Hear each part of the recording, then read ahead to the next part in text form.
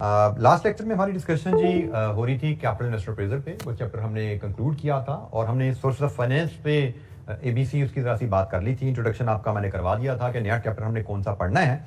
तो आज हम जनाब नेक्स्ट चैप्टर हम शुरू करने जा रहे हैं सोर्सेज ऑफ फाइनेंस। और ज़रा थोड़ा सा हम एक बार फिर नज़र दौड़ा लें इसकी एग्जाम सिग्निफिकेंस के ऊपर। हम introduction to project appraisal complete कर चुके हैं। मॉडल पेपर में 14 मार्क्स सेक्शन बी में आए, एक फुल फ्लेज क्वेश्चन। स्प्रिंग 22 में भी सेक्शन बी में फुल फ्लेज क्वेश्चन 15 मार्क्स आया।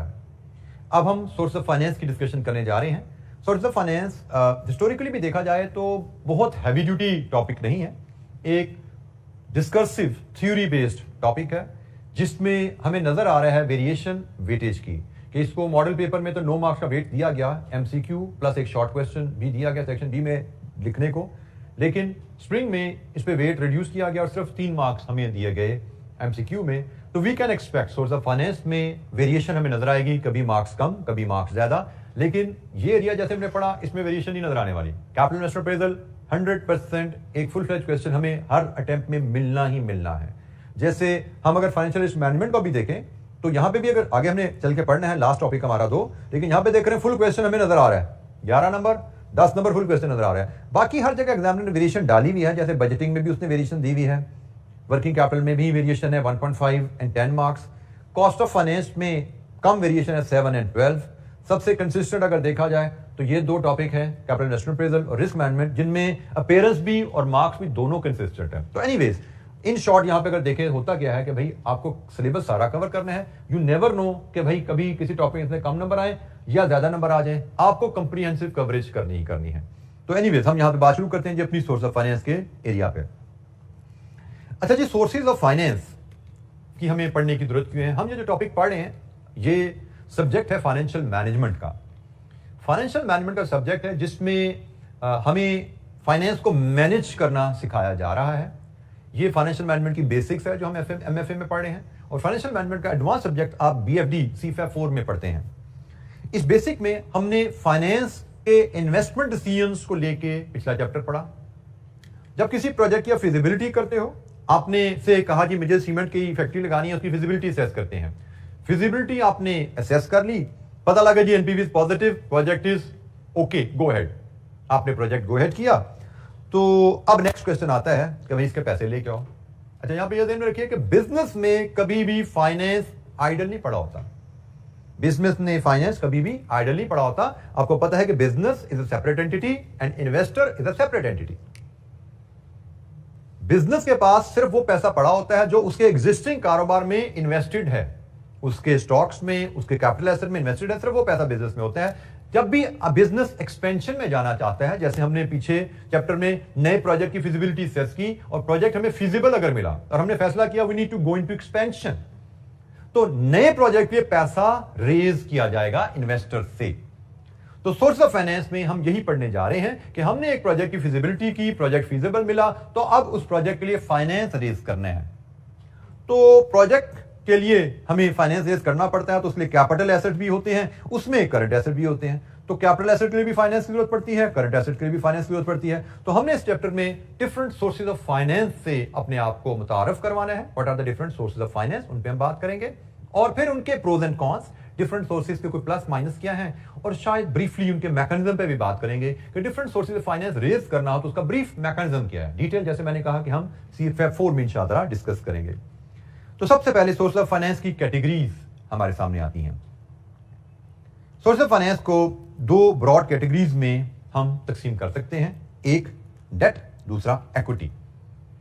इन दोनों टर्म से आप फेमिलियर हैं, आपने अकाउंटिंग अपने सब्जेक्ट में ये दोनों टर्म्स को यकीनन डिटेल में पढ़ा हुआ है। This is one way to classify sources of finance. पैसा रेज करना है, पैसा डिफरेंट सोर्सेज से जो आता है वो या डेट सोर्सेज होंगे या इक्विटी सोर्सेज होंगे। Another way to classify sources is short and medium term and long term। एक ये भी तरीका है सोर्स ऑफ फाइनेंस को क्लासिफाई करने का। Short and medium term, short term generally हम कहते हैं यू शुड बी फेमिलियर कि अगर आपकी मैच्योरिटी अप टू 1 ईयर है तो हम इसको शॉर्ट टर्म फाइनेंस कहते हैं, और मीडियम टर्म के लिए जनरली हम कहते हैं अप टू 3 ईयर्स कह लीजिए। अक्सर बुक्स में 5 ईयर्स भी देखने को मिलती है। तो ये इस पे थोड़ी सी सब्जेक्टिविटी है। 3 to 5 years अगर मैच्योरिटी है लोन की तो हम इसको मीडियम टर्म फाइनेंस कहते हैं, और लॉन्ग टर्म फाइनेंस आप कह लीजिए ओवर 3 या कुछ ऑथर के नजर में ओवर 5 years जिनकी मैच्योरिटी है उनको लॉन्ग टर्म फाइनेंस कहा जाता है। तो जनाब हम इस अंदाज में भी क्लासिफाई कर सकते हैं। शॉर्ट एंड मीडियम टर्म में हमारे पास bank overdraft, bank loan, trade credit और लीजिंग की ऑप्शन अवेलेबल हैं, और लॉन्ग टर्म फाइनेंस की बात करें तो हमारे पास इक्विटी और डेट की ऑप्शन अवेलेबल है। डिफरेंट सोर्स ऑफ फाइनेंस हमारे पास अवेलेबल होते हैं, हम इन पे डिस्कशन कर रहे होंगे। ऑल्दो इस चैप्टर में ज्यादा फोकस हमारा long term source of finance पे रहेगा, लेकिन हम short and medium term source of finance को भी ब्रीफली जरूर टच करेंगे। हमारे सिलेबस में जो वेट है थोड़ा सा इस तरह डिवाइडेड है। अच्छा जी, अब हम चलते हैं जी नेक्स्ट स्टेप की तरफ। हमने कंपनी के लिए फिजिबिलिटी की या अदरवाइज वी डिसाइडेड हमारी कंपनी को पैसे की जरूरत है। सबसे पहला काम एज अ फाइनेंस मैनेजर जो हमें करना होता है that is selecting an appropriate source of finance. हमारी कंपनी के लिए बेहतर सोर्स ऑफ फाइनेंस क्या है इस लिस्ट में से। तो जनाब पहला काम, हम जब सोर्स की हमें फाइनेंस की जरूरत पड़ी, हमें सोर्स की सिलेक्शन करनी है। सिलेक्शन जब हो जाएगी फिर उसके बाद उसकी अरेंजमेंट करने निकलेंगे कि हमने जो सोर्स सेलेक्ट किया उसका फाइनेंस फिर अरेंज करने का हम फैसला करेंगे। तो जनाब हमारी पहली डिस्कशन यही है, selecting source of finance. What are the factors which we should consider while selecting an appropriate source of finance. कौन से फैक्टर्स हैं जिनको कंसीडर करके हमें सोर्स ऑफ फाइनेंस को फाइनल करना है। हमें इंडिपेंडेंट इस पे क्वेश्चन आ सकता है, factors to be considered while selecting appropriate source of finance. हमें डिफरेंट फैक्टर्स के ऊपर कोई एक दो एमसीक्यूज भी आ सकते हैं, हमें पता है हमें एमसीक्यू में भी ये टॉपिक टेस्ट सब्जेक्ट टेस्ट हो सकता है, हमें क्वेश्चन भी आ सकते हैं। सो हमें रीडिंग पे तवज्जो रखनी है, हम 2 दफा 3 दफा इसको पढ़ेंगे, एब्जॉर्ब करेंगे, रट्टा हमने नहीं लगाना, क्योंकि जरूरी नहीं कि हमें as it is ditto copy paste करने को आए, हमें अंडरस्टैंडिंग क्लियर होनी चाहिए। तो हम कोशिश करेंगे, बेशक डिस्कसिव सब्जेक्ट्स हैं लेकिन इनको अंडरस्टैंडिंग की क्लैरिटी के साथ पढ़ें। अच्छा जी, सबसे पहला पॉइंट, हमें पैसा चाहिए। हमारी कोशिश होनी चाहिए कि हम पहली चीज हमें याद रखना है कि पैसा किसी भी सोर्स से लाएंगे it will have a cost. हमें पता है पैसा डेट से लाएं तो डेट से फाइनेंस लाने की कॉस्ट होती है इंटरेस्ट या मार्कअप। पैसा इक्विटी से लाएं तो उसकी कॉस्ट होती है डिविडेंड। किसी भी सोर्स से पैसा लाएंगे it will have a cost. तो जनाब हमें पैसा ऐसे सोर्स से लाना चाहिए जहां पे कॉस्ट कम से कम हो, क्योंकि जितनी कॉस्ट कम होगी हमारी कंपनी की प्रॉफिटेबिलिटी इतनी ज्यादा होगी। बल्कि हम अपने सब्जेक्ट के रेफरेंस से बात करें, फाइनेंस की कॉस्ट जितनी कम होगी हमारी कॉस्ट ऑफ कैपिटल उतनी लो होगी। कॉस्ट ऑफ कैपिटल की टर्म से तारुफ हमने पिछले चैप्टर में ले लिया। तो फाइनेंस की कॉस्ट जितनी कम होगी हमारी कॉस्ट ऑफ कैपिटल उतनी लो होगी, और जितनी कॉस्ट ऑफ कैपिटल लो होगी हमारी एनपीवी उतनी ज्यादा हो जाएगी, और एनपीवी जितनी ज्यादा है शेयर होल्डर वेल्थ में उतना ही ज्यादा इजाफा आता है। तो हमने तो जो फाइनेंशियल मैनेजमेंट का तारुफ लिया उसमें हमने ये बात सीखी थी कि ऑब्जेक्टिव ऑफ फाइनेंशियल मैनेजमेंट, जो फाइनेंशियल मैनेजमेंट में जो भी फैसला किया जाता है वो इन्वेस्टमेंट का फैसला है जो फाइनेंस रेज करने का फैसला है। ऑब्जेक्टिव आपका होना चाहिए ऐसा फैसला किया जाए जिससे शेयर होल्डर्स की वेल्थ में ज्यादा से ज्यादा इजाफा आए। इसीलिए हमने पिछले चैप्टर में जब 2 प्रोजेक्ट कंपेयर किए थे ए और बी, हमने कहा था वो प्रोजेक्ट सेलेक्ट करो दोनों में से, वो प्रोजेक्ट बेहतर रहेगा जिसकी एनपीवी ज्यादा है, क्योंकि ज्यादा एनपीवी का मतलब एनपीवी में ज्यादा इजाफा। उसी चीज को जब हम यहां पे कॉस्ट से लाके लिंक करते हैं तो ज्यादा एनपीवी के लिए जरूरी है कि कॉस्ट ऑफ फाइनेंस कम से कम रहे। तो हमने कहा जी हमें सोर्स ऑफ फाइनेंस लेना है, हमारी कोशिश होनी चाहिए हम वो सोर्स सेलेक्ट करें जहां पे कॉस्ट कम से कम हो। तो जनाब कॉस्ट ऑफ फाइनेंस के बारे में थोड़ी सी मजीद डिस्कशन करते हैं। We should learn that generally debt से जो फाइनेंस हम रेज करते हैं उसकी कॉस्ट कम होती है इक्विटी के मुकाबले में। उसकी वजह क्या है? ये तो 4 फैक्टर यहां पे लिख रहे हैं, लेकिन मैं अगर एक फैक्टर आपको दूं जिसकी एक्सप्लेनेशन में ये 4 फैक्टर या 3 फैक्टर आते हैं, वो एक फैक्टर है debt is low risk investment.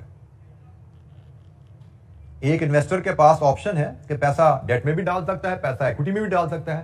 तो इन्वेस्टर के लिए debt is low risk investment. Low risk कैसे है भाई? इन्वेस्टमेंट तो इन्वेस्टमेंट होती है, तो भाई डेट की इन्वेस्टमेंट लो रिस्क ऐसे है। रिस्क से मराद होता है कि आपको फ्यूचर के बारे में पता है या नहीं पता।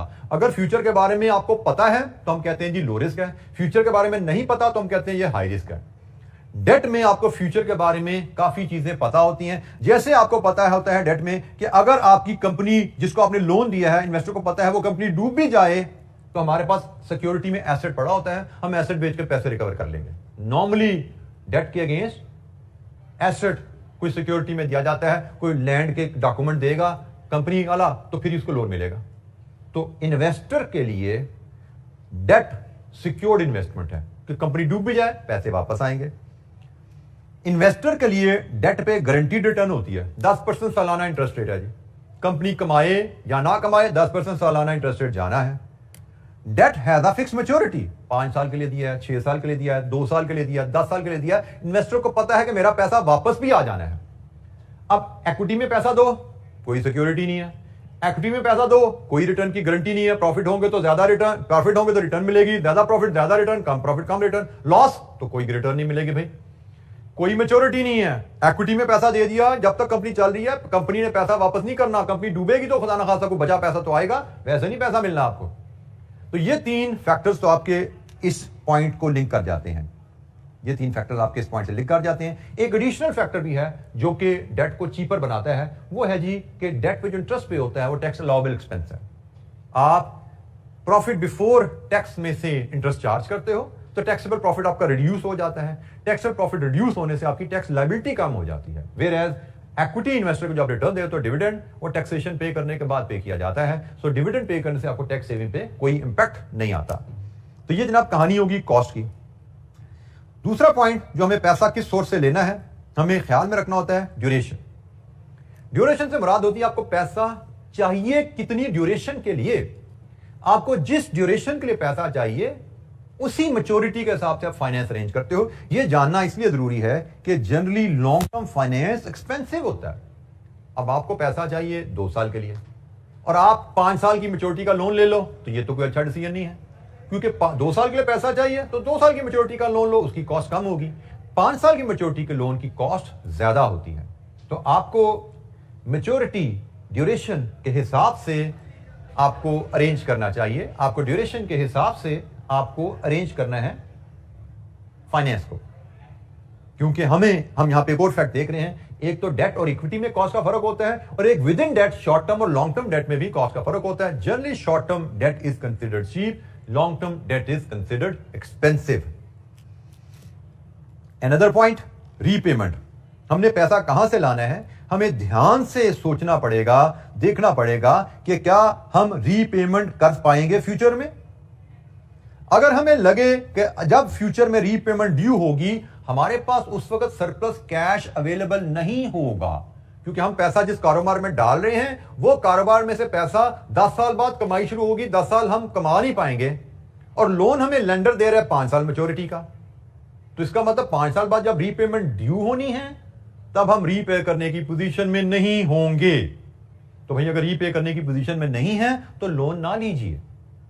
आपको ख्याल रखने हैं कि आप अगर रीपे करने की पोजीशन में होंगे अपने फ्यूचर कैश फ्लोज को फोरकास्ट कीजिए, एस्टिमेट कीजिए। अगर आपको लगता है आपके पास पैसा होगा रीपे करने के लिए तो लोन लीजिए, लेकिन अगर आपको लग रहा है आप रीपेमेंट की पोजीशन नहीं होंगे तो शायद इक्विटी शुड बी प्रेफर्ड। अगर हम इक्विटी की तरफ चलते हैं तो इक्विटी इन्वेस्टर की रिटर्न पे हमें फ्लेक्सिबिलिटी है कि हमने प्रॉफिट कमाया है तो हम उनको रिटर्न देंगे और हमने अगर प्रॉफिट नहीं कमाया तो हमें उनको रिटर्न नहीं देनी। लेकिन अगर हम डेट की तरफ जाते हैं तो date does not give us flexibility. उसमें तो फिक्स रिटर्न है, सालाना 10% रिटर्न आपको देनी ही देनी है। तो हमें यह भी ध्यान में रखना है कि हम जिस कारोबार के लिए जिस मकसद के लिए पैसा ले रहे हैं क्या उस मकसद में हमें कुछ फ्लेक्सिबिलिटी चाहिए। बाज़ हमें ऐसा होता है कि हमें लगता है कि हम जिस कारोबार में पैसा लगा रहे हैं उसमें बड़ी ऊंच नीच आनी है भाई, उसमें कभी मुनाफा ज्यादा होगा, कभी कम होगा, कभी नुकसान भी हो सकता है। तो लोन ले लिया तो फंस जाएंगे, जिस साल लॉस हुआ हम कहां से रिटर्न दे पाएंगे। तो भाई हमें तो हमारा कारोबार ऐसा है जिसमें पैसा लगाना जा रहे हैं वो रिस्की है, उसमें काफी ऊंच नीच आती है। तो भाई जिस कारोबार में ऊंच नीच आती है उसकी फाइनेंसिंग के लिए शायद इक्विटी ज्यादा बेहतर ऑप्शन है। लेकिन अगर कारोबार आपका स्टेबल है, करें भी सालाना हमें 18, 22, 25 इस रेंज में रिटर्न आएगी तो फिर ठीक है, पर आप डेट ले लो, आपको ज्यादा फ्लेक्सिबिलिटी की जरूरत नहीं है, आपकी रिटर्न तकरीबन सर्टन है तो आप उसके हिसाब से कम फ्लेक्सिबिलिटी से भी चल सकते हो। फिर एक टर्म यूज होती है जी गेयरिंग। हमें पैसा किस सोर्स से लाना है उसके लिए हमें गेयरिंग पे भी तवज्जो देनी है। हमें गेयरिंग क्या होती है जी, सुनिए ये term, debt equity ratio. Debt equity ratio ये आपकी गेयरिंग होती है। हमें गेयरिंग पे भी तवज्जो देनी है, पैसा कहां से लाना है ये फैसला करते हुए, क्योंकि गेयरिंग अगर कंपनी की ज्यादा है तो ये कोई अच्छी बात नहीं है। गेयरिंग ज्यादा होने से मुराद अगर आपका डेट का प्रोपोर्शन इक्विटी के मुकाबले में ज्यादा है, लेकिन ये ज्यादा और कम ये भी सब्जेक्टिव सी बात होती है। ज्यादा से क्या मुराद है, कम से क्या मुराद है। तो इसमें जनरली हम समझते हैं कि हम अपनी जिस इंडस्ट्री में हैं, फॉर एग्जांपल हम टेक्सटाइल इंडस्ट्री में हैं, हमारे लिए ज्यादा कम क्या है कि हम अपने 2-3-4 कंपेटिटर की गेयरिंग देख लेते हैं और उनकी एवरेज रेशो निकाल लेते हैं कि उनकी एवरेज गेयरिंग क्या है। तो जो हमारे कंपेटिटर्स की एवरेज गेयरिंग रेशो है, हम उसको अपने लिए कम या ज्यादा का मेयार समझ लेते हैं कि हमारी गेयरिंग अगर तो उससे कम है, इसका मतलब we can afford to have more debt. लेकिन अगर हमारी गेयरिंग हमारे कंपेटिटर्स की गेयरिंग के बराबर है या ऑलरेडी उससे ज्यादा है, इसका मतलब हम मजीद डेट नहीं ले सकते, बेशक डेट हमें जितना मर्जी सस्ता लगे। हमने सिर्फ कॉस्ट नहीं देखनी, हमने सारे फैक्टर्स कंसिडर करने हैं। डेट हमें सस्ता जरूर लगता है, लेकिन ऑलरेडी हम पहले ही ज्यादा डेट ले चुके हैं और हमारे लिए रीपेमेंट को अरेंज करना भी पॉसिबल नहीं है। हमें लग रहा है मजीद डेट लिया तो मजीद रीपेमेंट का बर्डन हम पे आएगा जो कि हम बियर नहीं कर सकते। तो हमें ख्याल रखना है कि फिर हमें मजीद डेट नहीं लेना, नहीं तो फंसेंगे, क्योंकि हमने कमिटमेंट वो करनी है जो हम ऑनर कर सकें, जो हमारे बिजनेस के कैश फ्लो से हम मीट कर सकें। तो गेयरिंग को भी देखा जाता है। एंड फाइनली एक्सेसिबिलिटी, एक्सेसिबिलिटी को भी जानना जरूरी है। एक्सेसिबिलिटी से मुराद है कि हमारी कंपनी की एक्सेस में कौन कौन से सोर्सेज ऑफ फाइनेंस हैं। आपको एक जनरल असूल याद रखना है कि स्मॉलर बिजनेसेस के लिए it is generally harder to raise long term finance. ठीक है जी, स्मॉलर बिजनेसेस के लिए it is generally harder to raise long term finance, specially long term debt. Long term finance मुश्किल है और स्पेशली उसमें भी अगर हम डेट की बात करें वो ज्यादा मुश्किल हो जाता है। इसकी वजह क्या बनती है? शॉर्ट टर्म छोटे बिजनेसेस को लोग लॉन्ग टर्म डेट देते क्यों घबराते हैं? जब एक लेंडर बैंक एक छोटे बिजनेस को 10 साल का लोन दे रहा है, इसका मतलब क्या है कि लेंडर उस बिजनेस के 10 साल की कंटिन्यूटी पे डिपेंड कर रहा है। छोटा बिजनेस 10 साल चलेगा तो ही वापस कर पाएगा ना पैसा। तो छोटे बिजनेसेस बड़े वल्नरेबल होते हैं कि थोड़ी बहुत ऊंच नीच तो बर्दाश्त कर जाते हैं, लेकिन इकोनॉमी में ज्यादा ऊंच नीच आए तो वो बंद हो जाते हैं। उनकी सपोर्ट में लोग कम आते हैं। आप लोगों ने रिसेंटली देखा पिछले 2-3 साल में जो कोविड का एरा गुजरा, कितने ही बिजनेसेस बंद हुए कि एक इकोनॉमिक झटका आया और जो छोटे बिजनेसेस थे उनको सपोर्ट करने के लिए लोग आगे नहीं आए, वो बंद हो गए। सैकड़ों हजारों की तादाद में हमारे इर्द गिर्द भी बिजनेसेस बंद हुए। लेकिन बड़े बिजनेसेस को जनरली सपोर्ट करने के लिए लोग आ जाते हैं, क्योंकि बड़े बिजनेसेस में एक तो जो इन्वेस्टर्स होते हैं, जो इक्विटी इन्वेस्टर्स हैं, उनके भी स्टेक्स अपने ज्यादा होते हैं, उनके भी वो भी डीप पॉकेटेड होते हैं। लेकिन इसके अलावा लेंडर्स ने भी बहुत ज्यादा पैसा डाला होता है। फॉर एग्जांपल एक कोई परचून की दुकान है, उसमें तो किसी लोन ने पैसा, किसी लेंडर ने पैसा ही नहीं डाला, उसमें सिर्फ शेयर होल्डर का पैसा है। इसका मतलब वो तकलीफ में, कंपनी बिजनेस तकलीफ में जाएगा तो शेयर होल्डर ने खुद ही बचाने की कोशिश करनी है और कोई बचाने नहीं आएगा। लेकिन अगर एक बड़ा ग्रुप, खुदा ना खास्ता, for example I just name a company, Nishat एक बहुत बड़ा ग्रुप है, मियां मंशा का ग्रुप है जी। अब निशात में सिर्फ मियां मंशा का पैसा नहीं है, उसके अलावा 10-20 बैंकर्स और शेयर होल्डर्स का पैसा भी है, अरबों रुपए बैंकों के डले में। अब निशात ग्रुप को थोड़ी दिक्कत आएगी तो सारे बैंक आगे आ जाए, जी क्या मसला है जी, क्या हो गया, आपको छींक आ गई, और पैसे चाहिए हमसे ले लें। उनको तो ये ना भाई कि अगर इसको हमने सपोर्ट ना किया, इसको 1 अरब की सपोर्ट की जरूरत है, हमने 1 अरब ना दिया तो हमारे जो 50 अरब लगे हैं वो डूब जाएंगे। तो वो अपने 50 अरब को बचाने के लिए 2-4-5 अरब का और उसको लोन दे देंगे। भाई ये टफ दिन है, 6-8 महीने गुजार लो, हमसे 5 अरब ले लो, 6 महीने गुजारो, फिर हमें पता कारोबार फिर ठीक हो जाएगा, फिर वापस कर देना। तो लोग आगे आ जाते हैं। तो इसलिए जो छोटे बिजनेसेस होते हैं वो वल्नरेबल होते हैं। इसलिए जो छोटे बिजनेसेस को लोग लॉन्ग टर्म लोन देते हिचकिचाते हैं कि 10 साल इसने पता नहीं चलना है कि नहीं चलना, थोड़ी सी ऊंची चाहिए, 2-4 साल बाद कोई तो हेरा फेरी हो ही जाती है ना इकोनॉमी में, तो थोड़ी ऊंची नीच आनी है, कारोबार डूब गया, तुम्हारा पैसा कहां से रिकवर होगा। तो ये जनाब पहला सोर्स ऑफ फाइनेंस की पहली डिस्कशन कि हमें पैसा डिफरेंट सोर्सेज से मिल सकता है, हमने किस सोर्स से फाइनेंस रेज करना है, factors which we should consider. अच्छा जी, लेट्स अज्यूम हमने डिफरेंट फैक्टर्स कंसिडर करके फैसला किया कि हमें पैसा इक्विटी फाइनेंस से रेज करना है। अब हम अपनी डिस्कशन इक्विटी फाइनेंस पे करने जा रहे हैं कि इक्विटी से पैसा रेज करना है तो इक्विटी से related what are the different terms and what are the different methods जहां से हम इक्विटी फाइनेंस से पैसा रेज कर सकते हैं। अच्छा जी, सबसे पहले आपको इक्विटी इन्वेस्टर को समझने की जरूरत है कि इक्विटी इन्वेस्टर जिससे आप पैसा लेते हो, वो पैसे पे जो रिटर्न जो आपसे गेज करता है एज एन इन्वेस्टर, आप एज अ फाइनेंस पर्सन जब इक्विटी इन्वेस्टर से पैसा मांगते हो तो इक्विटी इन्वेस्टर आपको जब पैसा दे रहा है वो पैसे पे दो तरह से रिटर्न एक्सपेक्ट करता है। अभी थोड़ी देर पहले आप लोगों ने कहा था जी डिविडेंड, तो इक्विटी इन्वेस्टर सिर्फ डिविडेंड नहीं लेता, वो डिविडेंड एंड कैपिटल गेन दो तरह से उसको रिटर्न जाती है। तो इक्विटी इन्वेस्टर की जो टोटल रिटर्न होती है ऑन इक्विटी इन्वेस्टमेंट वो इन दोनों का सम होती है। वो इन दोनों के सम से गेज करता है कि मुझे कंपनी से कितनी रिटर्न आ रही है अपनी इन्वेस्टमेंट पे। फॉर एग्जांपल आपके पास इन्वेस्टर ने एक शेयर बाय किया 10 रुपए का, या आपने 1 जनवरी को उसने आपसे शेयर बाय किया, लेट्स अज्यूम हम 2021 की बात करते हैं, 31 दिसंबर 2021 आ गया, ये शेयर चला गया 12 रुपए पे और आपने इस साल में 1.5 रुपए का डिविडेंड भी दे दिया है। तो जो रिटर्न मेजर की जाएगी, कैपिटल गेन 2 रुपए का है, डिविडेंड 1.5 का है, टोटल रिटर्न 3.5 है और ये इसकी इन्वेस्टमेंट थी। 3.5/10 रिटर्न ऑन इन्वेस्टमेंट जो इन्वेस्टर अपनी काउंट करेगा वो 35% है।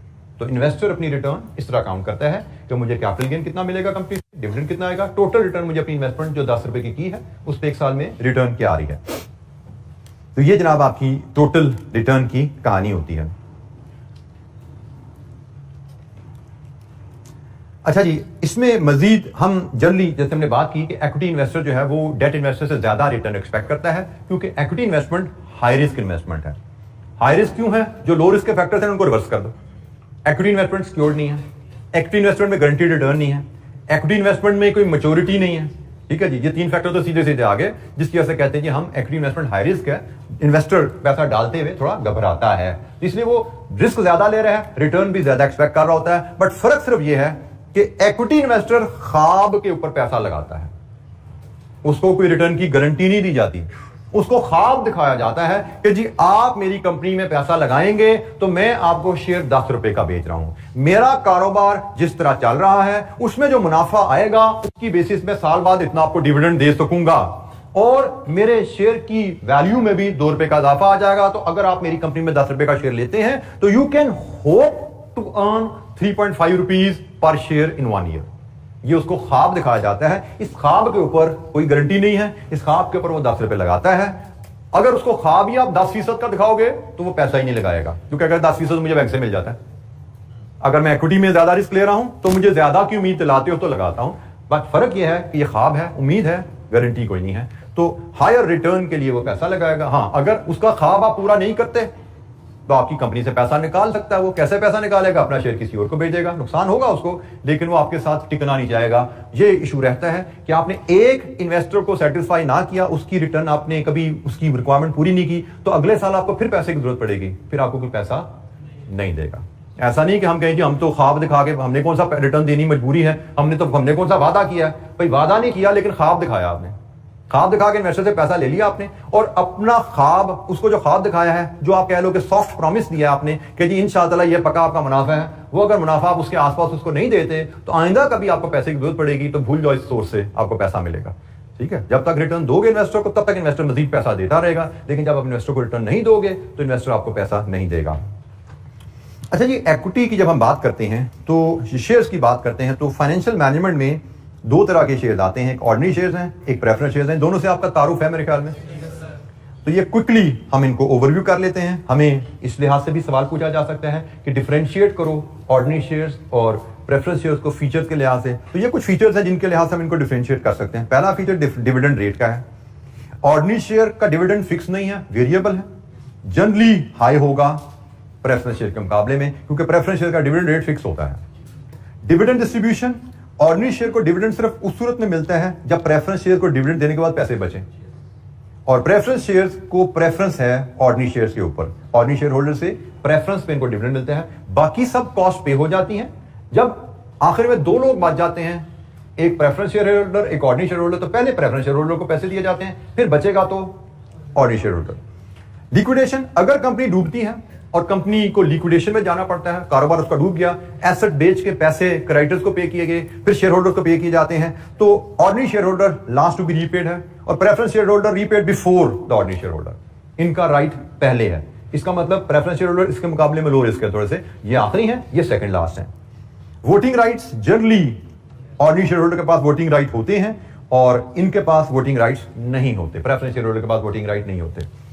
अच्छा, यहां पे मैं एक चीज और क्लियर कर दूं, हम फाइनेंशियल मैनेजमेंट पढ़ रहे हैं, ऑल्दो इक्विटी की डिस्कशन में ही हम प्रेफरेंस शेयर्स को ले आए हैं, लेकिन फाइनेंशियल मैनेजमेंट में प्रेफरेंस शेयर्स को हम एज डेट क्लासिफाई करते हैं। आप शायद फाइनेंशियल अकाउंट में इसको इक्विटी कैपिटल में ले जाते हो, लेकिन फाइनेंशियल मैनेजमेंट में हम इसको डेट क्लासिफाई करते हैं।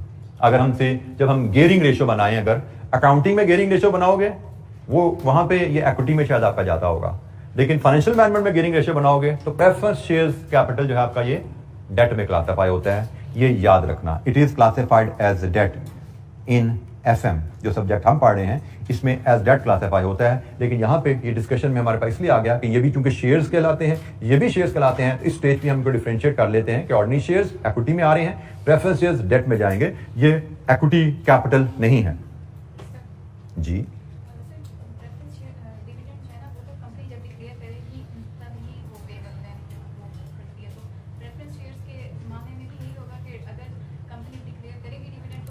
बेटा प्रेफरेंस शेयर्स के बारे में हमने डिविडेंड की जब बात करें तो ये लिखा हुआ है फिक्स। प्रेफरेंस शेयर्स का डिविडेंड फिक्स होता है, ठीक है। बस इसमें फर्क सिर्फ ये होता है कि फिक्स है लेकिन इनका राइट ऑर्डिनरी शेयर होल्डर से पहले है।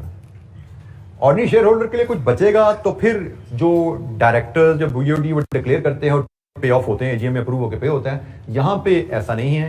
प्रेफरेंस शेयर होल्डर का डिविडेंड रेट फिक्स होता है, इसीलिए तो हम कहने के डेट में चला जाएगा क्योंकि, और अक्सर प्रेफरेंस शेयर्स रिडीमेबल भी हो सकते हैं। ये तो हमेशा रीपेबल, ये तो कभी रीपेबल नहीं है। ये प्रेफरेंस शेयर रीपेबल भी हो सकते हैं, इनकी मैच्योरिटी भी हो सकती है, तो ये भी एक और फीचर है जिनको डेट में क्लासिफाई करता है।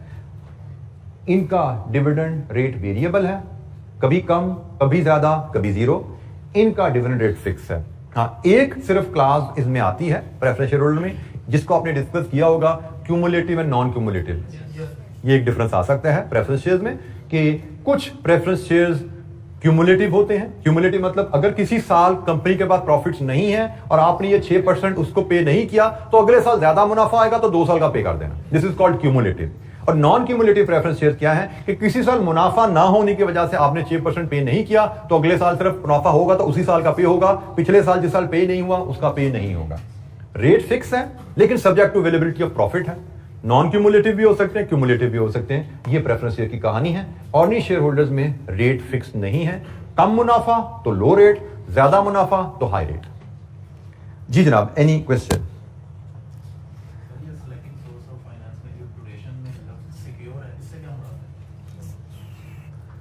सेलेक्टिंग सोर्स ऑफ फाइनेंस में ड्यूरेशन में एक वर्ड आपने कहा secure. The long term finance is usually more expensive but secure. बिल्कुल ठीक है जी, आपके साथी का सवाल है long term finance is more expensive but secure. इसमें सिक्योर से क्या मुराद है? ये बेटा सिक्योर से मुराद यहाँ पे ये सिक्योरिटी वाला सिक्योर नहीं है, वो तो सारे लोन सिक्योर्ड होते हैं। यहाँ पे सिक्योर से मुराद है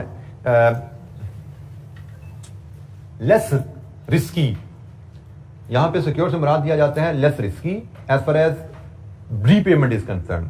फॉर एग्जाम्पल, आपने शॉर्ट टर्म लोन लिया किसी मकसद के लिए, शॉर्ट टर्म लोन 1 साल बाद रीपेबल है। आप 1 साल बाद रीपेमेंट का टाइम आ गया लेकिन आपने वो पैसा लेके स्टॉक में इन्वेस्ट किया हुआ था, और हमें पता है कारोबार में कभी भी स्टॉक में जो पैसा चला जाता है, जब तक कारोबार चल रहा है पैसा तो स्टॉक में रहता है, स्टॉक जीरो तो नहीं होता ना कभी आपका।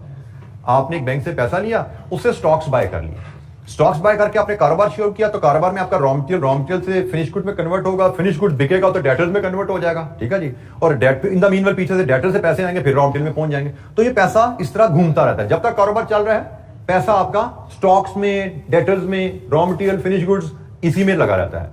आपकी ड्यू डेट आ गई साल बाद, बैंक ने कहा जी पैसा वापस कर दो, तब चलते कारोबार में से पैसा वापस करना मुश्किल होता है। आपके लिए वाहिद ऑप्शन होती है कि आप किसी और बैंक से लोन लो, उससे पैसा अरेंज करके पिछले बैंक को वापस कर दो, आपका कारोबार चलता रहे। तो अब इसमें थोड़ी देर सवेर हो जाए तो आप कारोबार की दिक्कत में आ जाते हो। लेकिन अगर आपने 1 साल लॉन्ग टर्म लोन लेकर स्टॉक में डाल दिया है और लोन 5 साल का है, तो 5 साल आपको ये टेंशन फिर नहीं रहेगी। हम वर्किंग कैपिटल का एरिया हमने पढ़ना है, वहां पे जाके हम इस पे डिटेल में बात करेंगे कि वर्किंग कैपिटल की फाइनेंसिंग की मैंने बात की है। इसको हम, ये करंट एसेट में जो फाइनेंसिंग होती है इसको हम वर्किंग कैपिटल फाइनेंसिंग कहते हैं। हमारा एक पूरा चैप्टर है वर्किंग कैपिटल फाइनेंसिंग का, वहां पे इसमें डिटेल में बात करेंगे। बट यहाँ पे फिलहाल बात यह है कि लॉन्ग टर्म लोन एक्सपेंसिव जरूर होता है लेकिन उसमें रीपेमेंट का रिस्क नहीं होता। बार बार हर साल रिन्यूअल का रिस्क नहीं होता कि बैंक ने लोन रिन्यू ना किया, उसने पैसे वापस मांग लिए, तो ये टेंशन तलवार नहीं आपके सर पे लटकती। शॉर्ट टर्म लोन चीप जरूर है लेकिन उसके साथ एक रिस्क आता है, हर साल रीपेमेंट का रिस्क है। हर साल उसकी एक्सपायरी आ जानी है और एक्सपायरी पे बैंक ने पैसे वापस मांगे तो आप फंस जाओगे। आप पैसे नहीं दे पाओगे। तो ये जनाब इसका वर्ड का सिक्योर का मीनिंग है जी। कोई और सवाल? अच्छा जी, हम अब ऑर्डिनरी शेयर होल्डर्स के रेफरेंस से हमारे पास एक टर्म है फ्लोटेशन, हम इसको डिस्कस करेंगे कि जब इक्विटी फाइनेंस आप रेज करने जाएं, ऑर्डिनरी शेयर होल्डर से पैसा रेज करने जाएं, तो उसके कॉन्टेक्स्ट में एक टर्म यूज की जाती है flotation of shares. Ordinary share holder को शेयर इशू करना, उसके लिए एक नॉर्मली टर्म यूज की जाती है फ्लोटेशन ऑफ शेयर्स। और फ्लोटेशन स्पेसिफिक टर्म में यूज की जाती है, it's a method of a company to list shares on a publicly traded stock exchange. हम इस फिनोमेना से भी फेमिलियर हैं कि जो इक्विटी शेयर्स होते हैं वो स्टॉक एक्सचेंज में लिस्ट भी हो सकते हैं और वो अनलिस्टेड भी हो सकते हैं। तो क्या डिफरेंस क्या होता है लिस्टेड शेयर में और अनलिस्टेड शेयर में? एक बच्चा बता दिया ट्राई करके, तो बताना चाहिए what is listed share, what are unlisted share.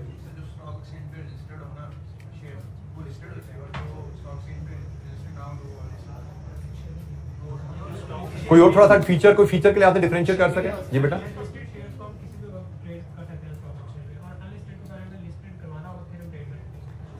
Listed share बिल्कुल ठीक है, स्टॉक एक्सचेंज में वो लिस्टेड है for trading purposes.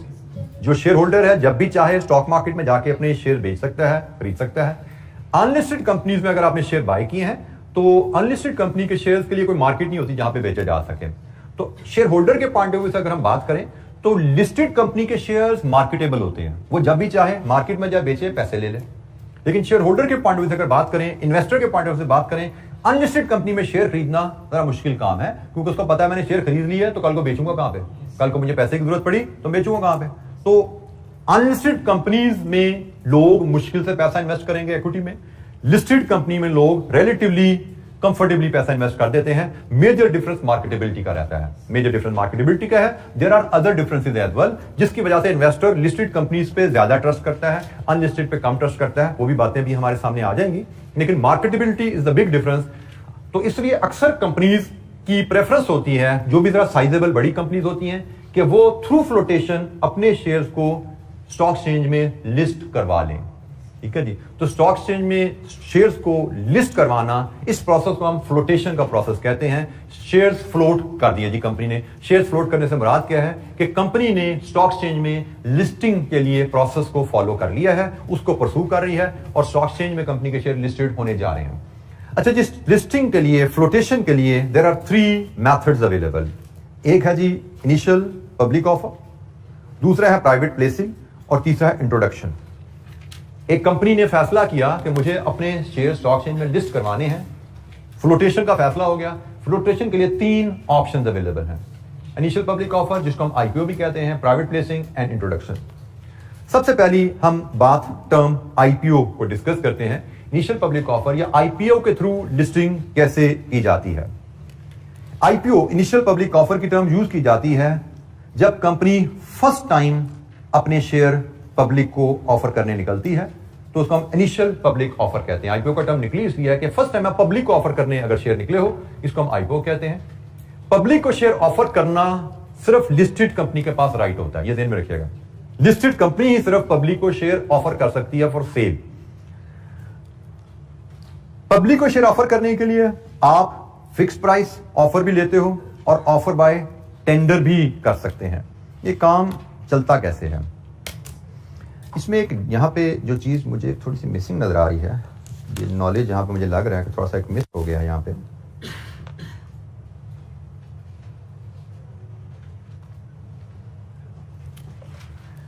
That is a document called prospectus. वो भी मैं यहां पे ले आऊं जी, ये प्रोस्पेक्टस की एक डॉक्यूमेंट मिसिंग है यहां पे, मैं वो भी यहां पे उसका वर्ड भी यहां पे ले आता हूं। आप एक कंपनी को पैसे की जरूरत पड़ी, पैसे की जरूरत पड़ी है नई फैक्ट्री लगाने के लिए, नया कारोबार शुरू करना है, नई फैक्ट्री लगानी है, और कंपनी के फाइनेंस मैनेजर हमने फैसला किया कि हमें शेयर्स के थ्रू, इक्विटी के थ्रू पैसा लाना है, और हमने फैसला किया हम आईपीओ के थ्रू पैसा लाएंगे, हम पब्लिक को शेयर ऑफर करेंगे, हम वहां से पैसा लाएंगे। पब्लिक को शेयर ऑफर करने के लिए जरूरी है कि आपकी कंपनी लिस्टेड हो। अच्छा जी, अब लिस्टेड होने के लिए आपको स्टॉक एक्सचेंजेस से अप्रूवल लेनी पड़ती है कि जी हम लिस्टेड होना चाहते हैं।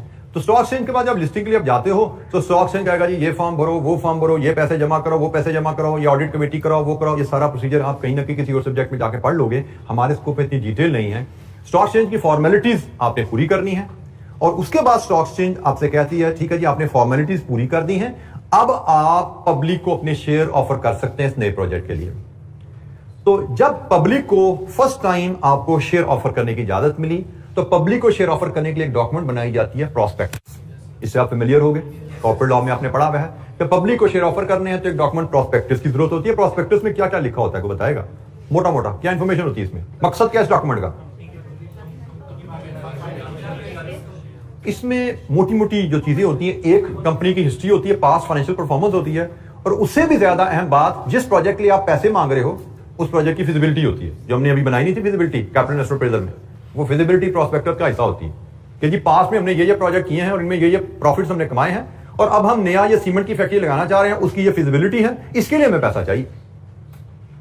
प्रॉस्पेक्टस इन्वेस्टर को इसलिए दिया जाता है ताकि इन्वेस्टर असेस कर सके कि कंपनी कैसी है और प्रोजेक्ट क्या वो वायबल है या नहीं।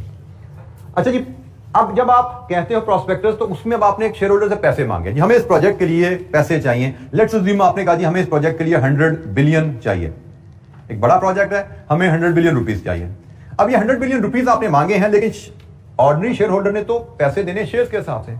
इसमें दो ऑप्शन होती हैं, एक आप कह सकते हो कि जी मुझे 100 मिलियन चाहिए और मैं शेयर्स बेच रहा हूं 10 रुपए के हिसाब से, 10 रुपए पर शेयर के हिसाब से मैं शेयर बेच रहा हूं, मुझे टोटल 100 बिलियन चाहिए। इसका मतलब मैंने कितने बिलियन शेयर इशू करने हैं? 10 बिलियन शेयर इशू करने हैं, जिसमें 10 रुपए के हिसाब से 100 बिलियन आ जाएगा। और दूसरी ऑप्शन होती है, आप कहते हो कि मैंने 100 बिलियन रेज करने हैं लेकिन प्राइस क्या है आप पे छोड़ी, आप बताओ आप कितने रुपए का शेयर खरीदना चाहते हो मेरी कंपनी में। इसको हम बाय टेंडर कहते हैं। शेयर इन्वेस्टर से कहा जाता है आप बताओ आप मेरी कंपनी का शेयर कितने रुपए का खरीदना चाहते हो। अब इन्वेस्टर खुद अपना हिसाब लगाए, कोई कहेगा जी मैं 10 का खरीदना चाहता हूं, कोई कहेगा मैं 11 का खरीदना चाहता हूं। टेंडर आते हैं, टेंडर आएंगे, टेंडर को कंपनी वैल्यूएट करती है और उसके बाद कंपनी फैसला करती है कि उसने किस प्राइस पे शेयर इशू करने हैं। पहले नहीं फैसला हुआ, प्राइस का फैसला बाद में होगा टेंडर के आने के बाद। ठीक है, जब सारे इसको टेंडर मिल जाएंगे, टेंडर रिव्यू करके फैसला किया जाता है किस प्राइस पे शेयर इशू करने हैं। अच्छा, ये आईपीओ पे मजीद अभी हम बात कंप्लीट नहीं करते, इसको हम यहीं पे रोकते हैं, टाइम हमारा कंप्लीट हो रहा है। इसको हम आगे इंशाअल्लाह लेके चलेंगे कल यहां से। इसमें कुछ क्योंकि टर्म्स और आनी है, उन पे हमारा टाइम लग जाएगा मजीद, तो उसको हम कल डिस्कस कर लेंगे इंशाअल्लाह। आज के लिए इतना ही, बाकी इंशाअल्लाह कल हम इसको आगे लेके चलेंगे। थैंक यू, अस्सलाम वालेकुम।